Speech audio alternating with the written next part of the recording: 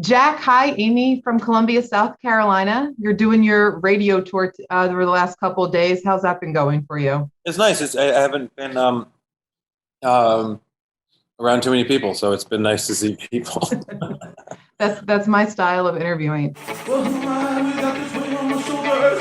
Oh God, I'm dying to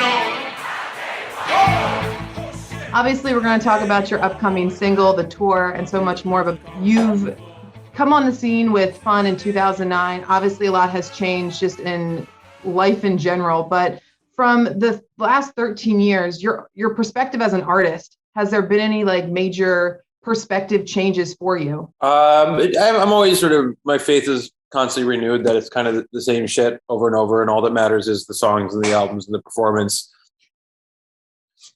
Whether it's conversations about streaming or NFTs or this or that, I'm just always has my faith restored in the power of great albums. And you've worked, aside from your own great albums, you've worked with a variety of artists. And to see on your list, like Kevin Abstract, I'm a huge fan of his solo work and his stuff with Brockhampton. How do you prepare? Like, do you have a certain way you prepare for each individual artist that you work with, or do you kind of have your steady and consistent flow? It's one that we do together. I mean, it becomes a relationship, and then a lot of talking and messing around and trying things until you like develop some sort of language between everyone in the room about what's going to happen. So all the preparation is sort of like done together, because you're kind of embarking on a big journey together, and you got to lift each other up, and you can't really, it's just very communicative. So everything is what's happening in the room. Is there an artist that you've wanted to work with that's still like on your artist bucket list? No, because it's very hard for me to imagine working with anyone if I don't know them and know where they're going, because otherwise the only piece of the puzzle you have is the work they've already made. So there's in theory, but it's hard to imagine it only knowing someone's past work. I get excited about working with someone when I meet them and they talk about what they want to do next. I was trying to think of a word to describe you as an artist, and the word I came up with was vibrance. There seems to be like just such a vibrance to your music. Is that something that just comes out naturally? Is that something that you shoot for? I don't know. I think I've always responded pretty intensely to songs and records that can kind of hold you in different points in your life. I guess a really like basic way of saying this is like those songs you could, in one room people are putting on at a party, in another room someone's crying in their bed to.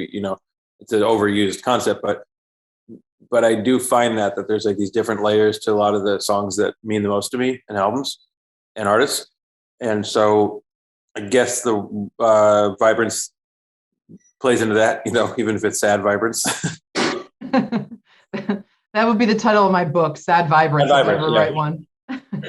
Your album, Take the Sadness Out of Saturday Night, came out July 2021. How do you know when a project is done? Like, are you an artist who are you a tinkerer where you're like, all right, I just want to fix one more thing? Or do you just have that affirmation, like this is done, it's going out to the public? No one is done when I feel excited about releasing it.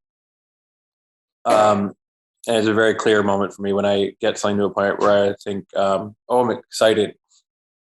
Not, if you're filled with like self-loathing or this or that or anxiety, it's probably coming from somewhere. And so I usually don't listen to those voices. I just kind of work until I feel that excitement. Then I think, and there's like little specific things, like I want mixed stuff and I'm paying all this attention to frequencies and sonics and whatnot. But the most like bird's eye view is I'll just get this like ping of excitement and I'll think, well, then I'm done, because that's just you saying, I want other people to hear this. And then you sort of lose track of that voice that's like clocking culture and time and this and that, and you just feel ready to share it. When an album drops, I listen to it twice, first cover to cover in the order of the songs that the artist put them in, and then I listen through it on shuffle to try to like figure out my own. Do you, when you drop an album, do you listen back to it at all? Do you listen to it any certain way? I usually listen in succession. I always listen because, especially with vinyl, or streaming, like it hits different coming out. There's different compression coming off of different streaming services. I mean, Spotify sounds different than Apple. So it's sort of like you're hearing your song on the radio. You hear it through the sort of filter that the world hears it, and you feel it in a different way. And when you're working on music, it feels like a secret, because it is. And then when you put something out as release and you put it on, it's crazy to know that other people are listening to it right in that moment and hearing the same thing. So you just, it's a very different emotional experience, and it helps frame how you want to present it live, and everything changes at that point, and it's cool to be a part of it.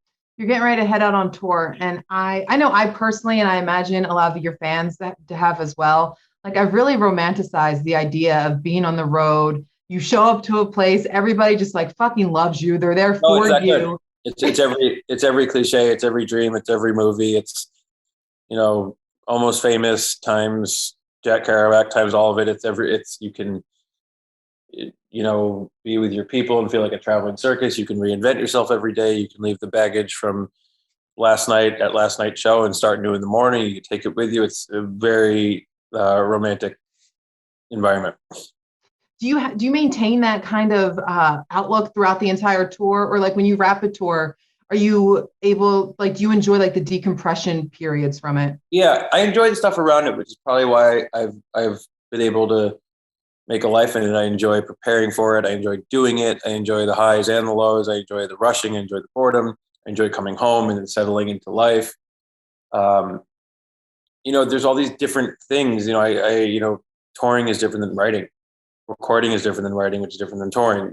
These are all things that are like different loves that sometimes artists can get forced into doing one or the other. But I happen to kind of just separately love all these different angles. You're from New Jersey. I am as well.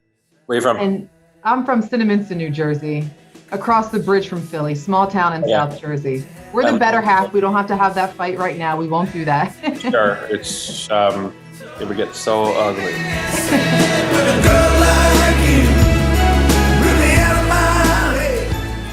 But you got to work with Bruce Springsteen. We're talking New Jersey royalty. What was that like for you? The best. I mean, he's sort of the artist that made me feel like the place I was from had value. And, there's this wild energy that comes off of New York City, and you live in New Jersey, and you kind of get the ashes of it. And pretty specific experience to know that you're not there, but you're so close. It's not suburban. There's no other city in the world like it, where there's these places right outside of most of the cities sort of slowly sprawl out, and this calm happens. New York City is like New York City, river, all of New Jersey, or at least the main part, sort of hug it. Yeah. It's a very unique experience. It can either fill you with cynicism or hope. I was always filled with hope by it. I always heard that in his music, and always felt like there was, a piece of that I wanted to follow in and kind of take all over the world and, play my tiny part in that culture. Now, looking at your tour, we're here in South Carolina, you don't really come near us. So of course we have to ask, how far in advance are you planning another tour? Are we going to get to I'm planning dates, and we're going to add some dates, but I love playing in Charleston. And I will get there ASAP, I promise. Well, listen, man, we're so excited to have you. How dare you want more on Alt 99.7 right now? It's been so dope to talk to you, and I'm excited to see you hopefully in Charleston. Okay, I'll see you soon, I promise. All right, thanks, guys. Top 30 sucks.